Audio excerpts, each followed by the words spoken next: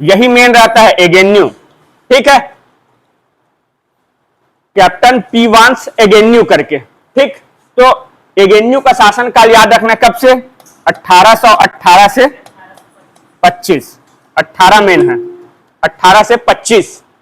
अब देखो captain Agnew क्या करता है, यहां के प्रशासनिक व्यवस्था का पुनर्गठन करता है, ठीक है, प्रशासनिक व्यवस्था में चेंजेस लाता है। तो क्या क्या चेंज करता है, सबसे पहले चेंज करता है राजधानी परिवर्तन, ठीक, राजधानी परिवर्तन। तो राजधानी परिवर्तन के तहत क्या करेगा, जो रतनपुर राजधानी रहता है उसको चेंज करके किसको नया बनाता है, रायपुर को। तो रायपुर एक्चुअल में राजधानी कब बना बोलेंगे, तो कब बना, 1818 में, ठीक। ये क्वेश्चन पूछा हुआ है, राजधानी परिवर्तन। दूसरा क्या, परगनों का पुनर्गठन,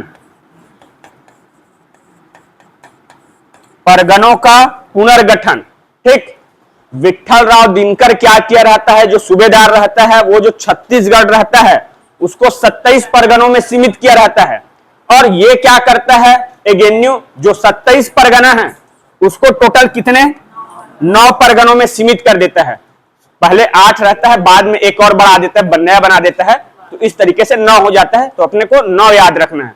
तो कौन कौन सा रहता है 9, रारा धमतरी, रायपुर, रतनपुर, धमतरी, उसके बाद नवागढ़, धमधा, दुर्ग, बालोद, राजहरा और एक है खरौद। सबसे बड़ा कौन सा रहता है, रायपुर, सबसे छोटा राजहरा और सबसे नया कौन सा जुड़ता है, बालोद। और रायपुर परगने के अंतर्गत कौन कौन सा क्षेत्र आता था, कोटा, रायपुर का कोटा, कोटा से आगे निकलोगे तो सिंगा पड़ेगा और सिंगा से फिर ये अपना भाटापारा वाला तरेंगा, ठीक है।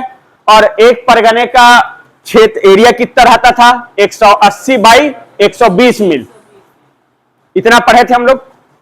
ये हो गया परगनों का पुनर्गठन। उसके बाद और क्या करता है ये, और क्या करता है जी, और मेन क्या करता है, मराठा काल में जो पद सृजित किए रहते हैं मराठे लोग, कौन सा, पटेल का पद सृजित किए रहते हैं ना, जो मराठा लोग क्या है, पटेल का पद सृजित किए रहते हैं। पटेल क्या है, लगान के निर्धारण और वसूली में सहायता करने का काम करता था। तो ये पटेल के पद को समाप्त कर देते हैं, एगेन्यू आता है तो। और एगेन्यू कौन 3 नया पद का सृजन करता है, तो बाप करके मैं बताया था, एगेन्यू बाप बन के आया था।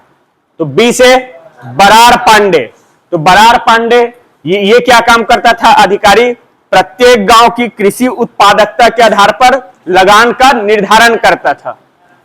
ए से अमीन, अमीन क्या करता था, राजस्व शुद्धि का काम करता था, ठीक।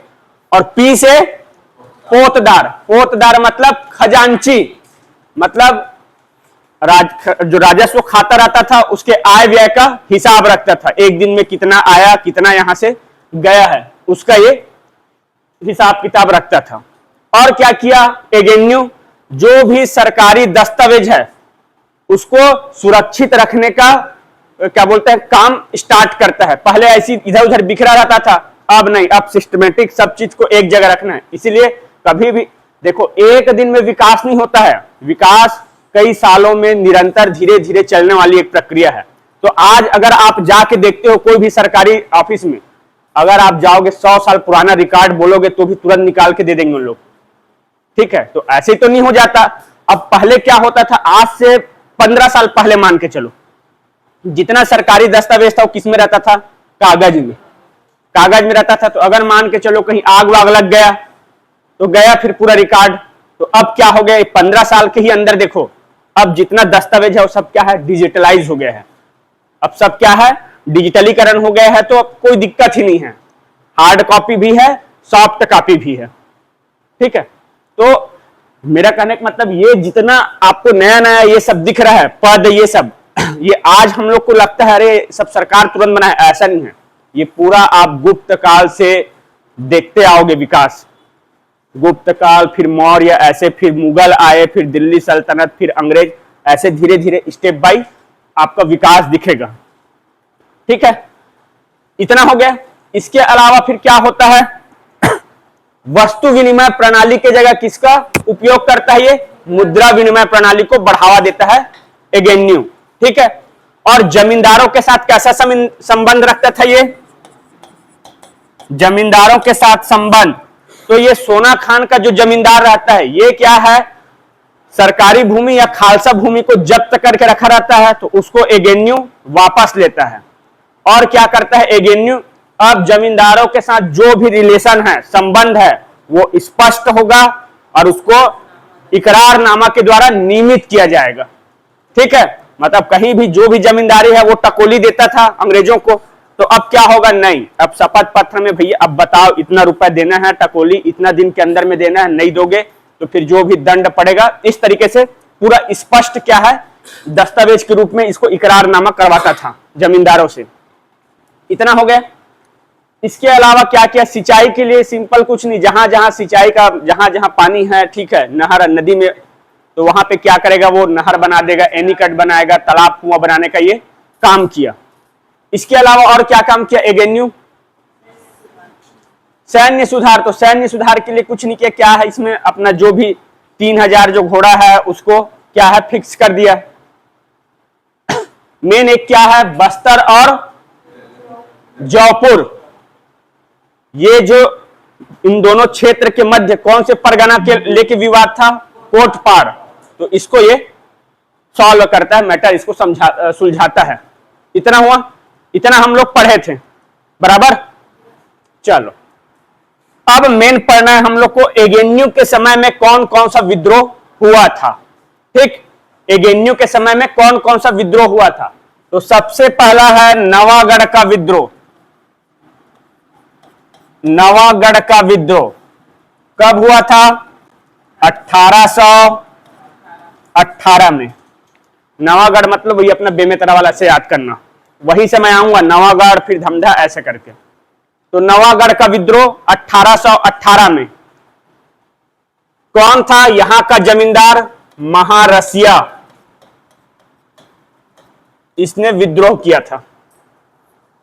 बस आप याद करते जाओ अभी, बस हाँ, एगेन्यू के समय में कौन कौन सा विद्रोह हुआ था, जैसे मैं आपको बताया था एडमंड के समय में, वैसी एगेन्यू, ऐसे आपको पूरा पता होना चाहिए।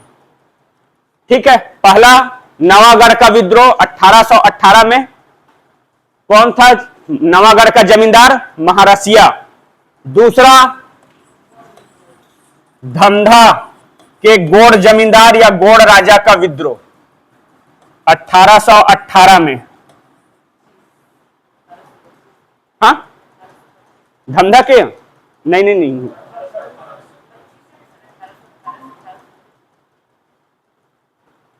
देखो अच्छे से एक बार,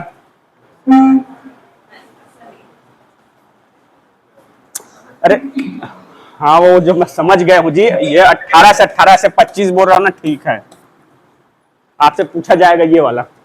वो क्या है स्टार्ट, जैसे अब हलवा विद्रोह, हलवा विद्रोह कब से स्टार्ट हुआ, तो 1774। उसके बाद क्या है, जो मेन लीडर है उसको क्या है, हाँ, खत्म हो गया। उसके बाद भी छुटपुट घटना होते ही रहता है, तो वो 25 क्या है, अंतिम रूप में वो खत्म हुआ। तो इसको मेन याद रखना है कब स्टार्ट हुआ। ठीक है, तो दूसरा है धमधा के गोड़ जमींदार या राजा का विद्रोह। ठीक, तीसरा है सोना खान के जमींदार का विद्रोह। सब एगेन्यू के शासनकाल में होता है। सोना खान के जो जमींदार रहते हैं वो 1819 में विद्रोह करते हैं। और कौन रहता है यहां का जमींदार, रामसाय। कौन, रामसाय। और इस विद्रोह का दमन कौन करता है, ब्रिटिश अधिकारी मैक्सन। ब्रिटिश अधिकारी मैक्सन। पहला नवागढ़ का विद्रोह, उसके बाद आओगे धमधा, उसके बाद सोना खान का विद्रोह। ठीक, अब देखो एगेन्यू का शासनकाल कब से कब तक था, 1818 से 25। और 1825 में एक आप जनजाति विद्रोह पढ़े हो, बताओ कौन सा है, परलकोट का विद्रोह पढ़े हो। ठीक, गेंद सी बस्तर का पहला शहीद कहलाता है। चौथा, परलकोट का विद्रोह 1825 में। दमन करता कौन रहता है जी?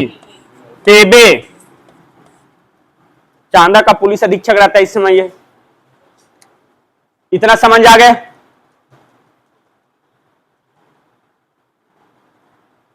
और एक है सावंत भारती का विद्रोह। सावंत भारती का विद्रोह।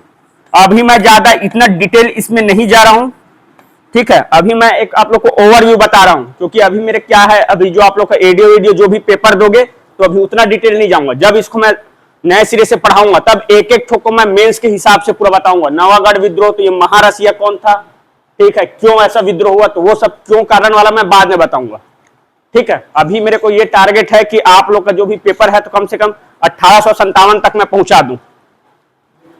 इतना हुआ।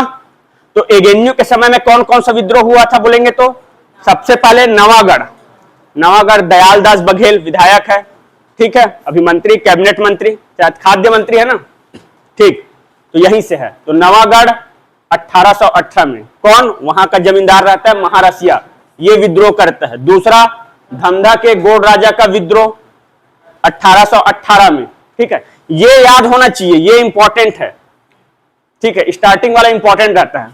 उसके बाद तीसरा, सोना खान के जमींदार कौन रहते हैं, रामसाय, वो विद्रोह करता है कब, 1819 में। इसका दमन किसके द्वारा किया जाता है, मैक्सन, ब्रिटिश अधिकारी मैक्सन। चौथा, परलकोट का विद्रोह 1825, दमन करता पेबे, ब्रिटिश अधिकारी पेबे। और पांचवा है सावंत भारती का विद्रोह, ठीक। इतना एगेन्यू के समय में होता है। तो आपसे क्या क्या पूछ सकता है, आप ही बस सोचो। एगेन्यू जो है इतना इंपॉर्टेंट है, तो ये क्या क्या इससे टॉपिक, इस टॉपिक से क्या क्या क्वेश्चन बन सकता है। सबसे पहले अभी तक जितना पूछा है उसमें मैं बता रहा हूं। आपसे पूछा है रायपुर राजधानी कब बना, पहला क्वेश्चन, तो 1818। एगेन्यू ने जो छत्तीसगढ़ है उसको कितने परगनों में सीमित किया, तो 9। तो 9 परगना में आपसे किसी भी रूप में पूछ सकता है, सबसे नया कौन था, सबसे बड़ा कौन था, सबसे छोटा कौन था, ठीक, और निम्नलिखित में से कौन सा 9 परगना में शामिल था। एक एक ठोक आपको डिटेल पता होना चाहिए भी, ठीक। उसके बाद एक पूछा है रायपुर परगने के अंतर्गत कौन कौन सा क्षेत्र आता था, तो कोटा और सिमगा और तरेंगा, ये पूछा है। उसके बाद मेंस पॉइंट ऑफ व्यू से बोलो तो सबसे इंपॉर्टेंट ये क्या क्या जो काम किया है वो है, ठीक। बरार पांडे, अमीन, पोतदार, और हो जाएगा पटेल के पद को समाप्त करता है। भू राजस्व की जो अदायगी रहता है अदा करने का, उसको 3 किस्तों में सरल करता है। और क्या करता है, एगेन्यू है जो वस्तु विनिमय प्रणाली को जगह मुद्रा विनिमय प्रणाली को प्राथमिकता देता है। और क्या करता है एगेन्यू, वो तो सिंचाई विचाई ठीक है। मेन एक है बस्तर और जौपुर जो जमींदारी क्षेत्र रहता है, इनके मध्य जो कोटपाड़ परगना को लेकर विवाद रहता है उसको सॉल्व करता है। ये पूछा हुआ है क्वेश्चन। उसके अलावा ये जितना विद्रोह है ये आपको पूरा पता होना चाहिए, किसके शासनकाल में हुआ है ये पता होना चाहिए। दूसरा, इसका पूरा सीक्वेंस पता होना चाहिए आपको, एगेन्यू के समय में कौन कौन सा विद्रोह हुआ था। आपसे कैसे पूछ सकता है, पहला क्वेश्चन रहेगा पहला किस टाइप से क्वेश्चन बन सकता है, निम्नलिखित में से कौन सा विद्रोह एगेन्यू के शासनकाल में हुआ, ठीक। दूसरा, आपको ये विद्रोह दे देगा और इसको ईयर के हिसाब से जमाइए। तीसरा, सही जोड़ी मिलाइए, 4 ठोक दे देगा, इधर 4 डेट दे देगा और आप बताओ, ऐसे करके इस टाइप से इतना क्वेश्चन बन सकता है। और इतना ही बना है अभी तक से, और इसके अलावा और भी क्या बनेगा, ठीक है। इतना समझ आ गया। चलो अब आगे बढ़ूं।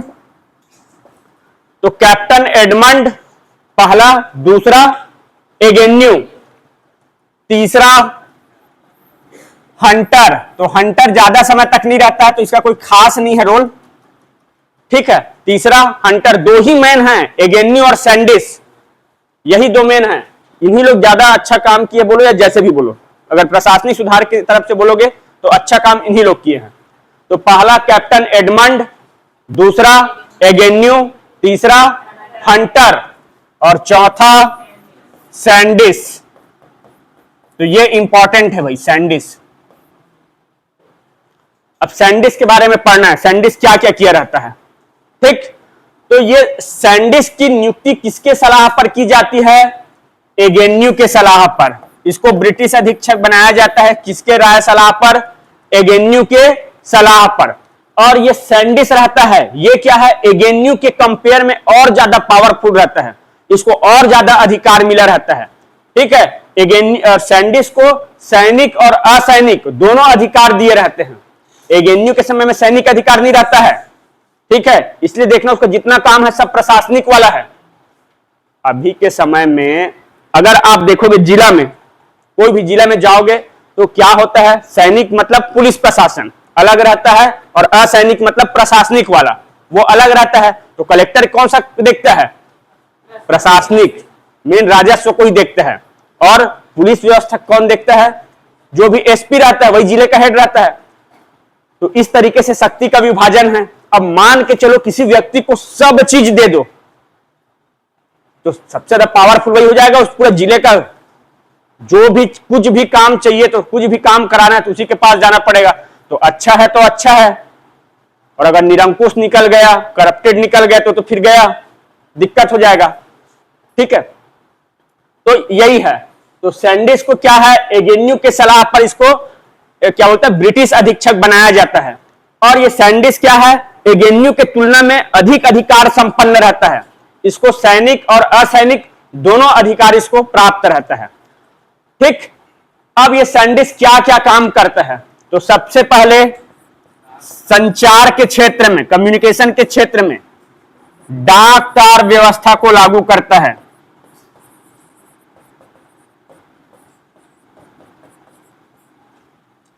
संचार के क्षेत्र में क्या करता है? डाक तार व्यवस्था को लागू करता है। नींद आ रहा है जी? ठीक, पहला क्या, संचार के क्षेत्र में डाक तार व्यवस्था को लागू करते हैं। आज हम लोग जो कैलेंडर देखते हैं, हमारे यहां कौन सा कैलेंडर चलता है? हाँ, अभी जो आज कौन सा तारीख है? 23 तारीख है ना। ये कौन सा कैलेंडर है?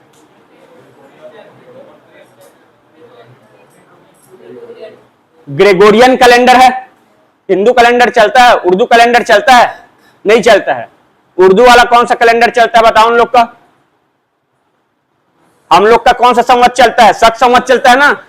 वैसे ही उर्दू, ये इस्लाम वाला कौन सा चलता है?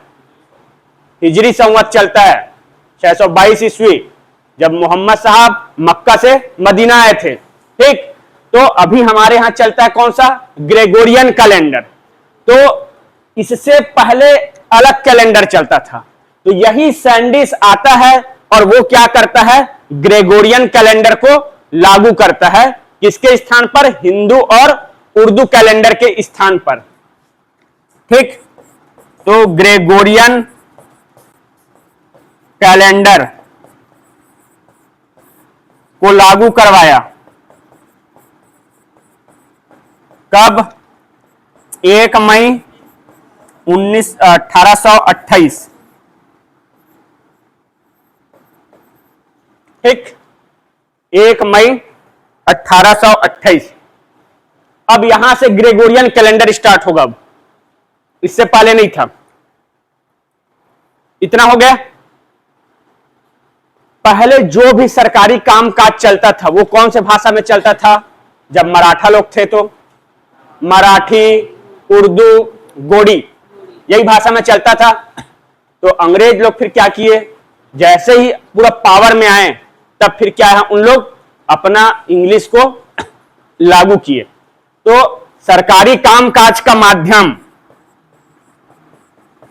सरकारी कामकाज का माध्यम अंग्रेजी भाषा को बनाया। तो कौन बनाया? तो सैंडिस। सरकारी कामकाज का माध्यम अंग्रेजी भाषा को।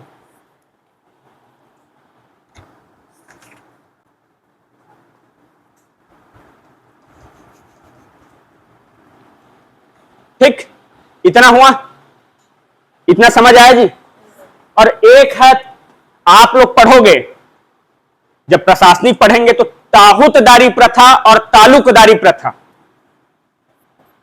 ताहुतदारी प्रथा, ठीक, और एक पढ़ोगे तालुकदारी प्रथा। तालुकदारी प्रथा, ठीक, ताहुतदारी प्रथा और तालुकदारी प्रथा। तो ये सैंडिस क्या किया रहता है, जब अपने शासन काल में क्या करता है, ताहुतदारी प्रथा के तहत लोरमी और तरेंगा नामक, इसको भी भूल जाना, ताहुतदारी प्रथा के तहत सैंडिस क्या करता है, लोरमी और तरेंगा नामक, लोरमी 1826 और तरेंगा 1828, लोरमी और तरेंगा नामक दो नई ताहुतदारी का निर्माण करवाता है। बता रहा हूं ताहुतदारी होता क्या है, तालुकदारी होता क्या है। सैंडिस क्या करता है, लोरमी और तरेंगा नामक दो नई ताहुतदारी का निर्माण करवाता है। लोरमी कब, 1826, तरेंगा 1828। मुंगेली, मुंगेली के बाद इधर आओगे तो क्या पड़ेगा, तरेंगा, यही भाटापारा पास है ना जी, यही है। और तरेंगा किसके नाम से फेमस है, कौन सा फेमस पर्सन हुआ बताओ तो। तरेंगा से कोई बहुत फेमस पर्सन है, करेक्ट, दाऊ कल्याण सिंह, जानते हो ना। आप बांटापारा जाओगे तो जो कृषि विश्वविद्यालय है वही दान किया है, ठीक। डीकेएस हॉस्पिटल रायपुर में यही दाऊ कल्याण सिंह दान किया है। तो हमारे यहां राज्य अलंकरण पुरस्कार दिया जाता है, तो किसमें, दान के क्षेत्र में। तो क्या, कौन सा अलंकरण है, दानवीर भामाशाह, ठीक है।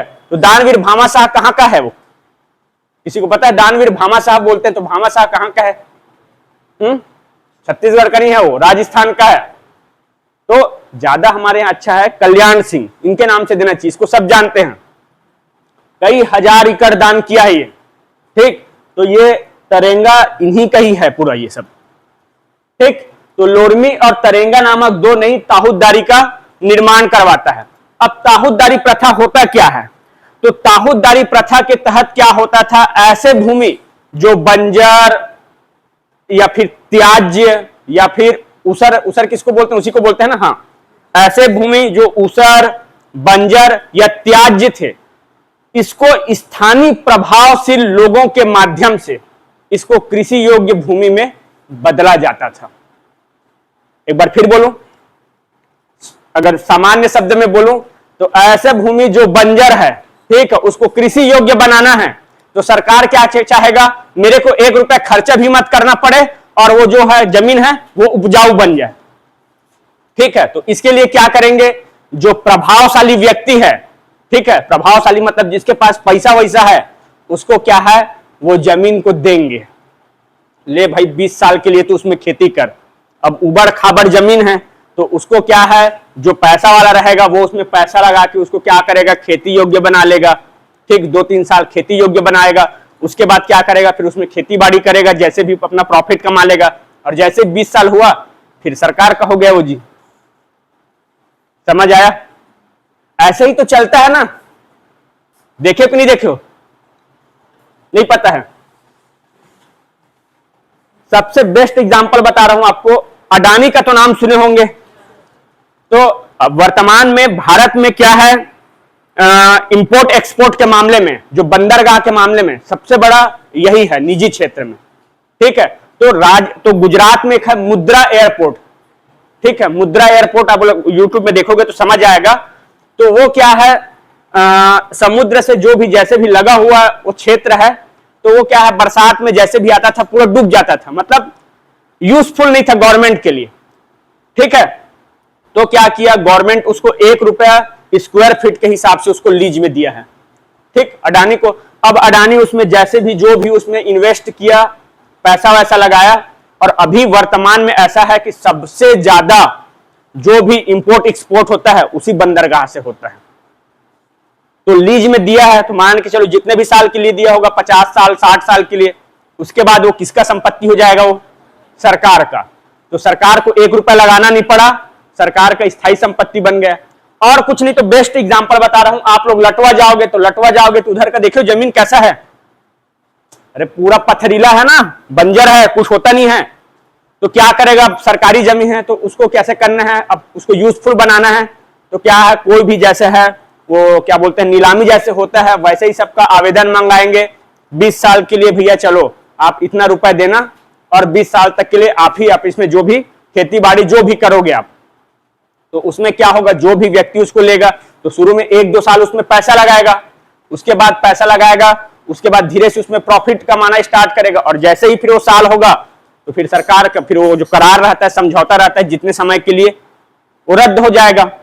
तो इस तरीके से क्या है, सरकार को कुछ नहीं करना पड़ा और उसका स्थायी संपत्ति बन जाएगा। तो यही है ताहूतदारी प्रथा। तो ताहूतदारी प्रथा इंपॉर्टेंट है, ये पूछा हुआ है। तो लोरमी और तरेंगा नामक जो नई ताहूतदारी का निर्माण किसके समय में हुआ, तो सैंडिस के समय में। ठीक है, ये ताहूतदारी प्रथा है। समझ आ गया किसको बोल रहा हूं, जो स्थानीय जो प्रभावशील व्यक्ति रहेंगे उनके माध्यम से। अब ये व्यवस्था उतना सक्सेस नहीं हो पाया, क्यों, क्योंकि उस समय भाई प्रभावशील व्यक्ति कहां ज्यादा रहेंगे, धनाढ्य लोग कहां रहेंगे, तो इसलिए ज्यादा उतना सक्सेस नहीं हो पाया। ठीक है, तो ये ताहूतदारी प्रथा समझ आ गया। एक है तालुकदारी प्रथा। तो तालुकदारी प्रथा को एक सिंपल लाइन में समझ जाओ, वर्तमान का ठेकेदारी प्रथा। अब वर्तमान का ठेकेदारी प्रथा, ठेकेदारी प्रथा जानते हो कि नहीं जानते हो? ठेकेदारी में क्या होता है जी, जो ज्यादा बोली लगाएगा उसी को ठेका मिलता है, ऐसा ही तो होता है ना। तो तालुकदारी प्रथा यही है वर्तमान का ठेकेदारी प्रथा की जैसे।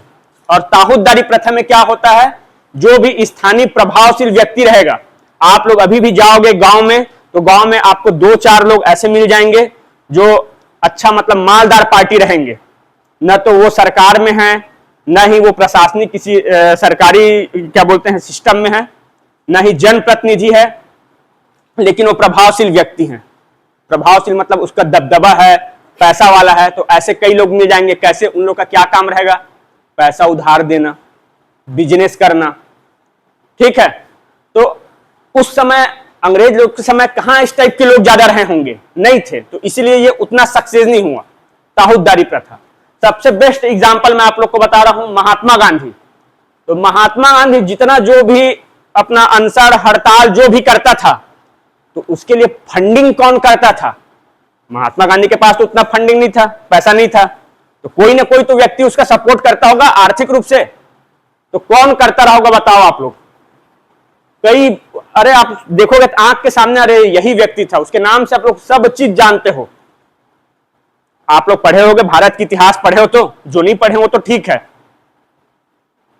कौन सहयोगी था महात्मा गांधी का, जो भी गांधी का जो भी आंदोलन अनशन होता था उसमें फंडिंग करता था, पैसा खर्च करता था? हाँ, कोई बता दो। अरे फेमस है जी। अब ऐसी होगा, आप लोग पढ़ चुके तो ऐसे ये टॉपिक चल रहा है, लेकिन रिलेट कहीं ना कहीं से होगा। नहीं पढ़े उनको तो मैं भी बता ही दूंगा कौन था। अरे आप लोग सब गाड़ी भी उसका चलता है, फाइनेंस भी सब कराते हो।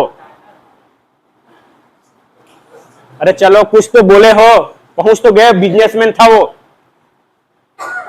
अरे गलत बोलोगे तो अच्छा है ना जी, कम से कम बोलो तो, नहीं बोलने से तो अच्छा है। टाटा नहीं था, उसके नाम से परियोजना है जमुनालाल बजाज। जमुनालाल बजाज। अब बजाज के नाम से जितना आता है जान रहे हो ना, अब क्या नहीं आता बजाज के नाम से, हाँ बस उन्हीं लोग हैं।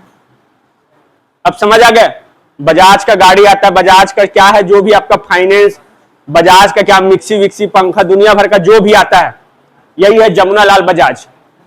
ठीक है, कहां का था वो, राजस्थान का था वो। तो पूरे महात्मा गांधी के पूरा फंडिंग यही करता था। तो इतना समझ आ गया सैंडिस के बारे में। अब सैंडिस क्या क्या किया रहता है, कुछ कुछ विवाद रहता है उसका समाधान करता है। तो सैंडिस क्या करता है, कांकेर, बस्तर और जौपुर, कांकेर, बस्तर और जौपुर, ये करद राज्य, करद मतलब कर देने वाला, ये करद राज्य के मध्य क्या रहता है, जो भी क्या रहता है, विवाद रहता है, सीमा विवाद रहता है ना, उसको क्या है, सॉल्व करता है, समस्या का समाधान करता है। किसके किसके मध्य, पहले जाओगे अगर आप बस्तर, पहले कांकेर पड़ेगा, कांकेर के बाद फिर बस्तर और जौपुर उड़ीसा वाला क्षेत्र है।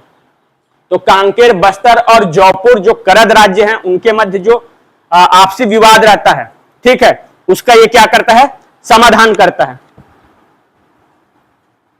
और एक है बस्तर और करौंद, बस्तर और करौंद, बस्तर प्लस करौंद, वर्तमान का कालाहांडी, बस्तर और करौंद, ये जमींदारी है। इनके मध्य जो विवाद रहता है, जो विवाद होता है, वो किसके समय में आता है बोलेंगे तो यही सैंडिस के समय में। दो चीज याद रखना है, कांकेर, बस्तर और जौपुर जो करद राज्य है, इनके मध्य जो सीमा विवाद रहता है उसको सॉल्व करता है सैंडिस। और सैंडिस के समय में नया विवाद क्या आता है, बस्तर और करौंद जमींदारी के मध्य जो विवाद रहता है वो इन्हीं के शासनकाल में आता है। इतना समझ आया? तो सैंडिस के शासनकाल में क्या क्या होता है, तो सबसे पहले याद रखना, सैंडिस एगेन्यू के सलाह पर नियुक्त हुआ रहता है। ये एगेन्यू बोला रहता है कि इसको बनाओ ब्रिटिश अधीक्षक, ठीक।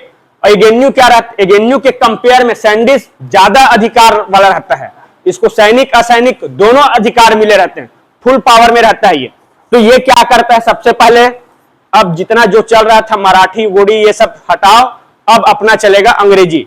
तो सबसे पहले क्या करेगा, ये अंग्रेजी जो कैलेंडर है उसको लागू करता है 1 मई 1828 को, ग्रेगोरियन कैलेंडर, ठीक। हिंदी और जो उर्दू कैलेंडर था वो सबको समाप्त कर दिया।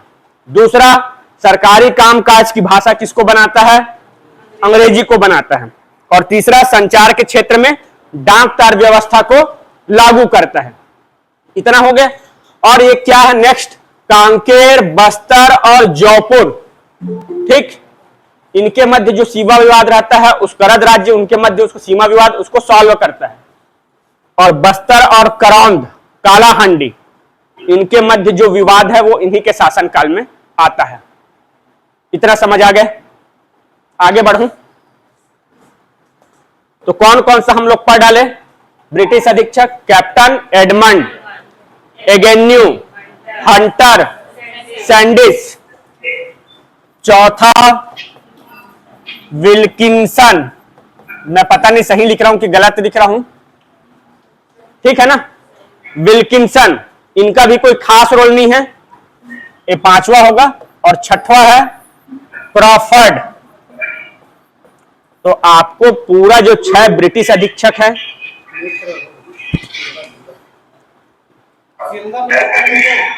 सिंगा वाले आप लोग म्यूट कर लो जी।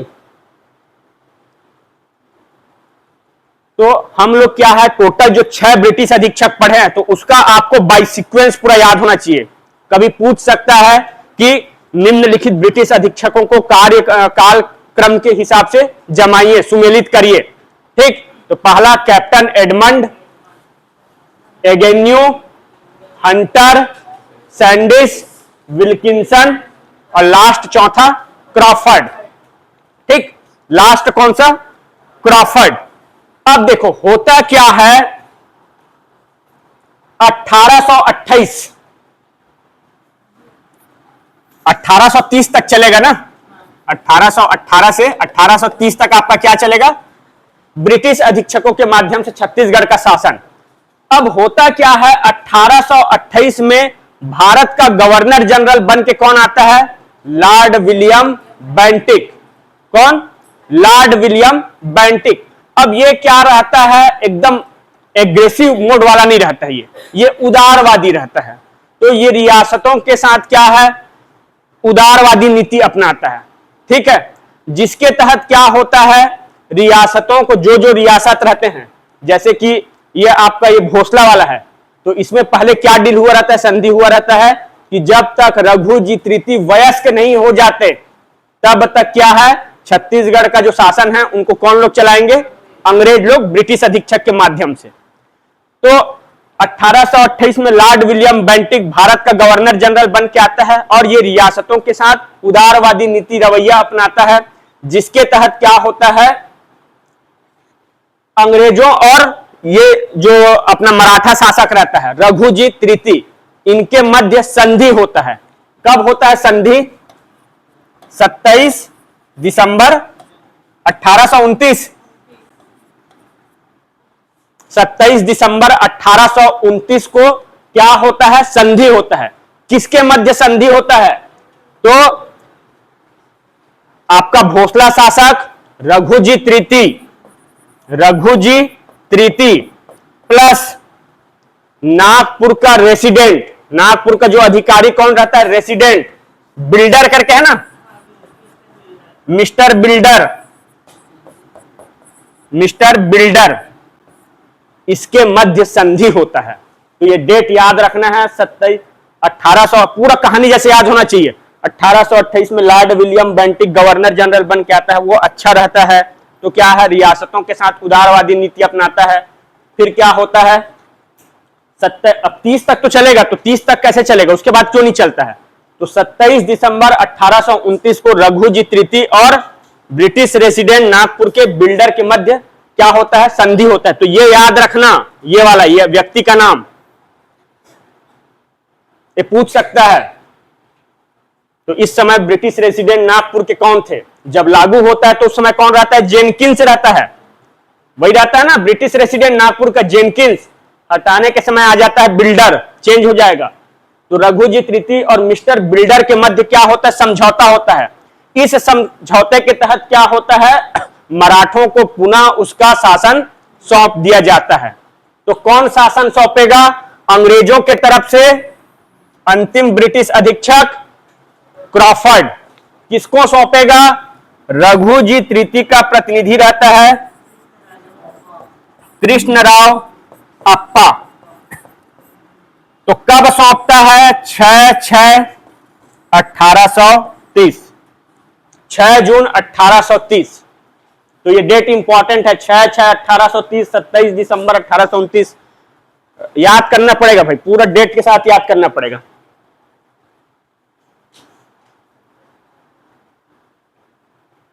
तो जितना, अगर मैं जो भी डेट लिख रहा हूं यहां पे, तो आप समझ जाना वो कुछ तो खास होगा।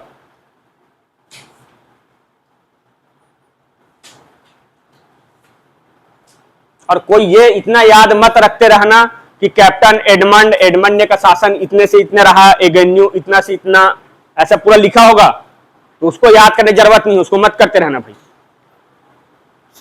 आपको बाई सीक्वेंस याद होना चाहिए। एडमंड के बाद एगेन्यू के बाद हंटर के बाद सैंडिस, विल्किंसन, क्रॉफर्ड, ये पता होना चाहिए।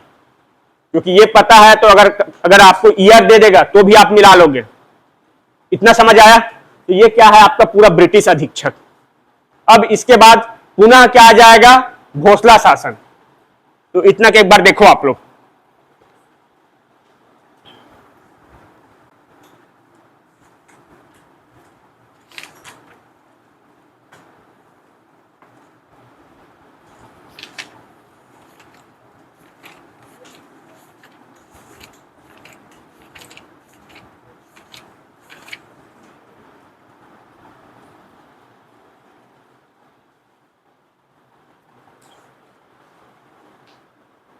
मेरे को लगता है 15 दिन में आपका ये खत्म हो जाएगा, 1857 तक। उसके बाद मैं यही स्टॉप करूंगा, फिर मैं जीरो से स्टार्ट करूंगा, ठीक है? और मैं करूंगा जीरो से, तो मैं प्री विथ मेंस के हिसाब से आप लोग को पढ़ाने का कोशिश करूंगा, ठीक है? क्योंकि मैं जितना भी छत्तीसगढ़ पढ़ाया हूं, तो उस समय सिनारियो ऐसा था, आप लोग का पेपर था प्री का, तो मेरे को उतना डीप जाने का मेरे पास टाइम नहीं था, तो मैं की पॉइंट ही बता रहा था। अब जब पढ़ाऊंगा मैं नए सिरे से, तो मेरे पास फुल टाइम रहेगा, ठीक है? तो मैं जून से, मेरे को फरवरी तक में कंप्लीट करना रहेगा आपको छत्तीसगढ़, तो मैं थोड़ा डिटेल जाके कोशिश करूंगा डिटेल पढ़ाने का, ताकि आपका कभी मेंस देना है तो फिर आपका उसी बहाने तैयारी हो जाए।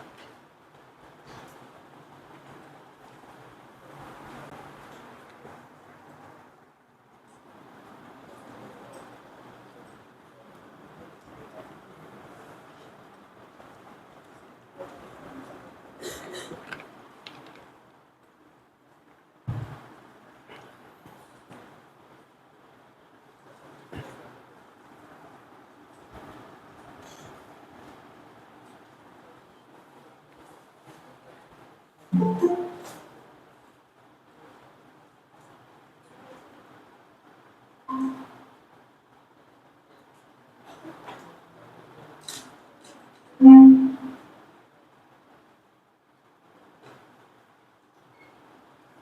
आप लोग आओगे तो थोड़ा सा पढ़ के आना। मैं प्रीवियस ईयर वाला जितना क्वेश्चन आया है उसको यहाँ क्लास में कराने की कोशिश करूंगा, ठीक है? ये आप लोग कर लोगे? हाँ, कर लोगे तो बहुत अच्छा बात है। कर लोगे तो मैं सीधा आगे बढ़ जाऊंगा। हाँ, अरे तुम मैं वही तो बता रहा हूं, पहले तो आप लोग ऑब्जेक्टिव ही लगाओ। प्रीवियस ईयर कम से कम ऑब्जेक्टिव लगा लो जी। मैं बार बार बोलता हूं, नहीं तो पढ़ने का कोई मतलब नहीं है आपका, क्योंकि वहां पे जब ऑप्शन आता है तो एकदम क्लोज रहता है, तो फिर वही ऑब्जेक्टिव नहीं लगा रहोगे तो फिर आंख नाचेगा ए की बी, बी का ए वाला। और कई क्वेश्चन ऐसा है वो रिपीट होता है। मैं हर बार बोल रहा हूं, बार बार बोलूंगा। प्रीवियस ईयर क्वेश्चन पेपर लगाओ लगाओ, पता चलेगा क्वेश्चन कैसे आता है, कहां पे गलती कर रहे हो। टाइम मैनेजमेंट पता चलेगा कितना समय में बनाना है। कई लोग बहुत धीरे धीरे पढ़ते रहते हैं एक एक ठो, तो समय कम पड़ जाता है। एक OMR सीट रख लिए रहना, जो बबल वाला आता है उसमें बबल करना, नहीं तो क्या होता है हर एग्जाम में एक दो ठो क्या हो जाता है, ए का बी, बी का ए भरा जाता है, ठीक है? वो एक एक क्वेश्चन आपको पूरा क्या बोलते हैं, वो जो बेरोजगारी के लाइन रहता है उससे आगे या फिर पीछे ढकेल सकता है। तो एक एक क्वेश्चन का वैल्यू बढ़ जाता है। तो ये सब गलती तभी नहीं होगा जब आप पहले प्रैक्टिस करते रहोगे।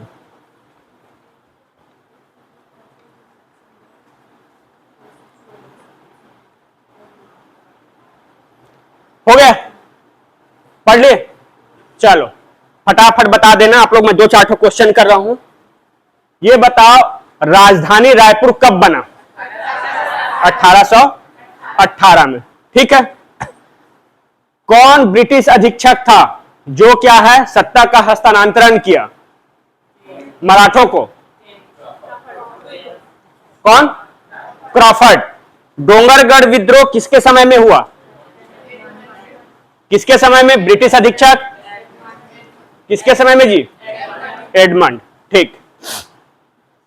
और आप लोग बताओ पूरा सीक्वेंस बोलो मेरे को, जितने ब्रिटिश अधीक्षक हुए उसका सीक्वेंस बोलो। क्या पहला? आप लोग बोलो। पहला कैप्टन एडमंड, दूसरा एगेन्यू, तीसरा हंटर, चौथा, पांचवा, छठवा। सत्ता का हस्तांतरण कब हुआ? डेट?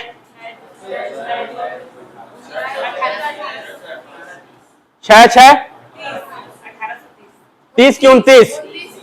हाँ 30 है। मैं गलत लिखा हूं क्या? हाँ हाँ, नहीं नहीं, ठीक है ठीक है। हस्तांतरण 30 को होता है। और ये संधि है, ये संधि। तो संधि किसके मध्य होता है? रघुजीत रीति और नागपुर के ब्रिटिश रेजिडेंट जेनकिंस, बिल्डर, ठीक है? अब कल पढ़ेंगे, थोड़ा सा ऑब्जेक्टिव लगाएंगे और पुनः भोसला शासन पढ़ेंगे।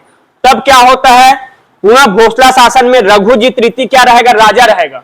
और ये क्या करता है? जिल्हेदारों के माध्यम से अपने प्रशासन को संचालित करता है। अब देखो, सूबा शासन में पूरा छत्तीसगढ़ को किस नाम से जाना जाता था? एक सूबा बोला जाता था। अब रघुजीत रीति, पुनः मराठा शासन पढ़ेंगे तो रघुजीत रीति क्या है? पूरा छत्तीसगढ़ को एक जिल्हा मानता था। जिल्हा। अरे यार, पूरा छत्तीसगढ़ को क्या मानता था? एक जिल्हा। और इसके प्रमुख को क्या बोलते थे? जिलेदार, ऐसे समझ सकते हो, जिल्हेदार। पूरे छत्तीसगढ़ को क्या माना? एक जिल्हा। और इसका प्रमुख किसको बनाया? जिल्हेदार, ठीक है? अब ये जिल्हेदार किसके अंडर में काम करेगा? रघुजीत रीति, ठीक है? रघुजीत रीति नियुक्त करता था अपने खास व्यक्ति को, ठीक? तो जिल्हेदारी प्रथा में टोटल कितने जिल्हेदार होंगे? 8 जिल्हेदार हम लोग पढ़ेंगे। तो आपसे एग्जाम में पूछे जाएगा प्रथम जिल्हेदार कौन हुए? तो यही कृष्णराव अप्पा, जिसको सत्ता का हस्तांतरण किया गया। तो हमको पूरा 8 ठोक का नाम याद करना है, पहला कौन हुआ, अंतिम कौन हुआ, ऐसे पूछा गया है। तो जब कल आएंगे तब हम लोग इसको करेंगे। चलो ठीक।